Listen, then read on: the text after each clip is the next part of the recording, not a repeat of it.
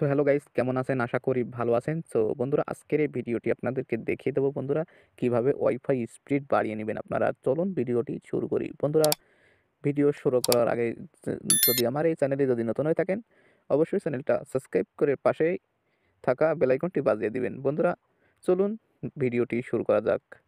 বন্ধুরা, আপনারা চলে যাবেন Google Chrome-এ। আমি Chrome ব্রাউজারটি ওপেন করলাম। ওপেন করার পরে আপনাদের রাউটারের আইপি অ্যাড্রেসটা দিয়ে দিবেন। আপনারা যদি আইপি অ্যাড্রেসটা যদি না জানেন, তাহলে কি করবেন? আপনাদের ওয়াইফাইয়ের ভিতরে এই যেখান থেকে ভিতরে চলে যাবেন।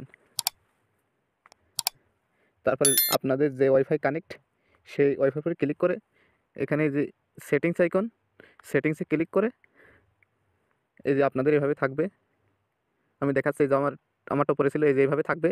এইভাবে আপনারা কী করবেন? এই যে নিচে এই যে আইপি সেটিংস দেখতে পাচ্ছেন, এখানে ক্লিক করে তারপর নিচেরটা দিয়ে দিবেন। তারপর এখানে এই যে রাউটার দেখতেছেন, রাউটার আইপি অ্যাড্রেস, এটা কপি করে নেবেন।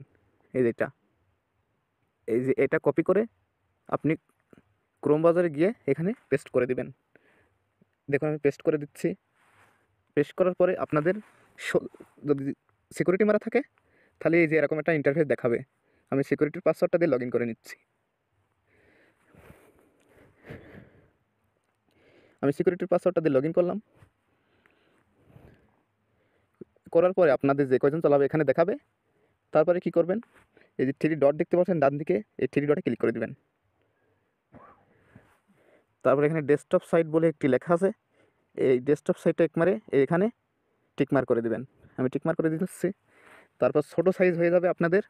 ছোটো সাইজ হওয়ার পরে আপনাদের যে কয়জন চালাবে এখানে ক্লিক করে দেবেন। তারপর এখান থেকে দেখতে পাচ্ছেন এই যে স্পিড, এই যে আরো আইকন দেখতে পাচ্ছেন, এখান থেকে আপনারা স্পিড বাড়িয়ে নেবেন। দেখতে পাচ্ছেন আমি নিচেরটা 512 কপি বাড়াইছি, উপরেরটা 128। আমি এটা বাড়াবো। এখানে এই আরো আইকনে ক্লিক করে দেবেন। আমি এটা দিয়ে 512 কপি দিয়ে দেবো।